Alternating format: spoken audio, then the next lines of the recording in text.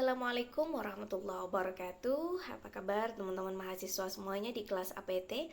Hari ini kita akan mereview semua materi yang telah kita pelajari, latihan mengerjakan soal dari pertemuan ketiga sampai pertemuan ke-14 minggu kemarin ini ya. Materi yang telah kita lalui diantaranya ada al-istima. Ya, diantaranya ada al-istima dan at-tarakib. Pada materi istima, kemarin kita sudah mengerjakan latihan berupa istima'ul kalimah. Contohnya seperti pada soal berikut ini, ya.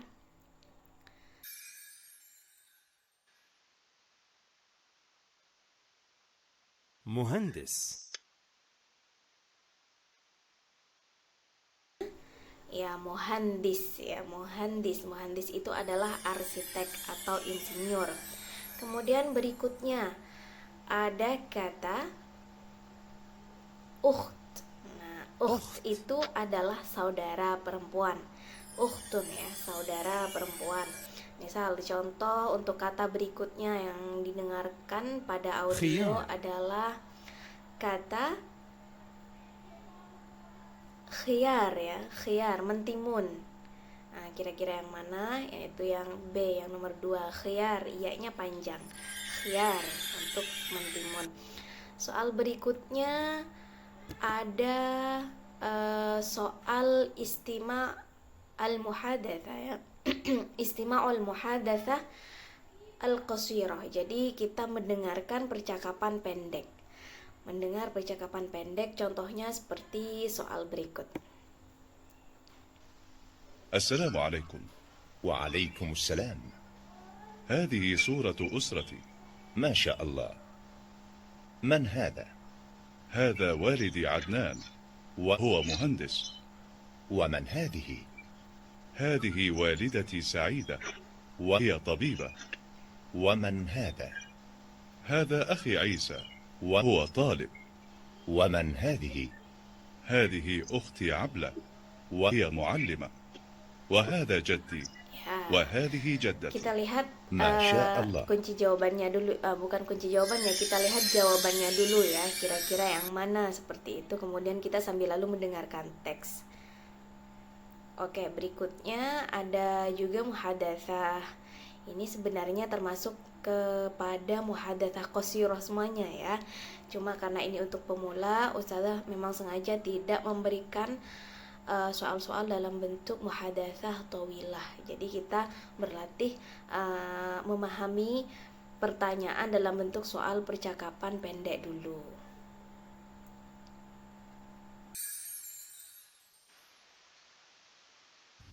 أنا مدرسة. ما مهنتك؟ أنا مدرسة أيضا. في أي مرحلة تدرسين؟ أدرس في المرحلة الابتدائية. وفي أي مرحلة تدرسين أنت؟ أدرس في المرحلة المتوسطة. هل لك أطفال؟ نعم، لي أطفال. كم طفلا لك؟ لي 5 أطفال. هل تحبين عملك؟ نعم.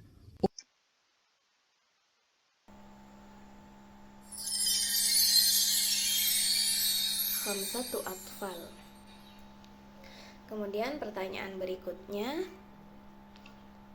ada istima'un nas, atau ini mendengarkan pernyataan ya, mendengarkan pernyataan pendek atau mendengarkan berita, mendengarkan kalimat yang tidak begitu panjang.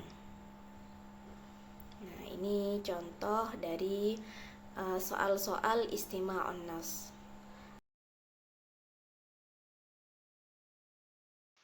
السؤال الأول: في صباح الأمس حضر محمود إلى المعهد لدراسة اللغة العربية. السؤال: متى حضر محمود إلى المعهد؟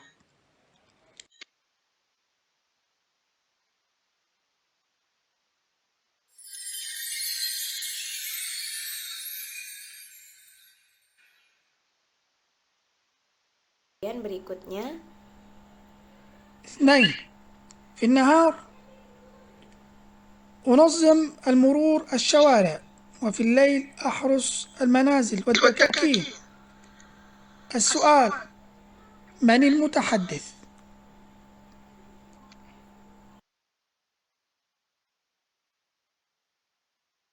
Yang benar adalah asyurti, artinya kalau di pagi hari dia menertibkan jalan katanya ya, menertibkan jalan, kemudian ketika di malam hari dia menjaga-jaga perumahan dan pertokoan, artinya menjaga keamanan.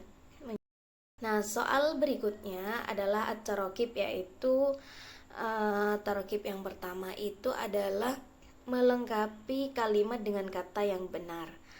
Melengkapi kalimat kemudian dengan kata yang benar, memilih kata dari kata yang kosong itu tadi, dipilihlah jawaban kata yang benar. Kira-kira yang mana dari segi kaidah nahwu shorofnya.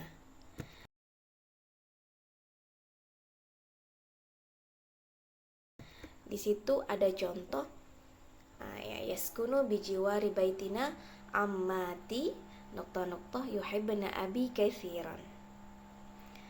Tinggal di samping rumah kami bibi-bibi ya, ammatun itu bibi-bibi yang mereka sangat mencintai bapak kami. Nah, kira-kira yang mana? Ya, tadi yaitu allati, yaitu jamaknya ya, allati yuhibbuna abi katsiran. Oke. Kemudian soal berikutnya ada mengubah kalimat. Ini yang soal taraqib ya, mengubah kalimat dari satu bentuk ke bentuk yang lain, akan tetapi maknanya tetap sama, tidak mengubah makna dari kalimat itu tadi. Apa contohnya? Ini hanya salah satu contoh saja, yaitu mengubah kalimat fi'liyah menjadi kalimat ismiyah ya, atau sebaliknya mengubah kalimat ismiyah menjadi kalimat fi'liyah, seperti itu. Ini adalah salah satu contohnya. Jadi di situ ada kalimat tas'a al-hukuma ila nashril hadaik al-ammah fil madinatil kabirah. Itu adalah contoh kalimat fi'liyah. Kemudian soalnya adalah menyuruh mengubah kalimat tersebut untuk menjadi kalimat ismiyah. Kira-kira seperti inilah susunannya. Jadi kalimat ismiyah itu perlu diingat teman-teman semua, diawali dengan isim. Kemudian kalau kalimat fi'liyah pasti diawali dengan kalimat fi'il ya. Baik. Jadi di situ berubah menjadi al-hukuma tas'a ila nashril hadaik al-amma fil madinatil kabirah. Sangat mudah sekali ya bagi teman-teman yang sudah memahami.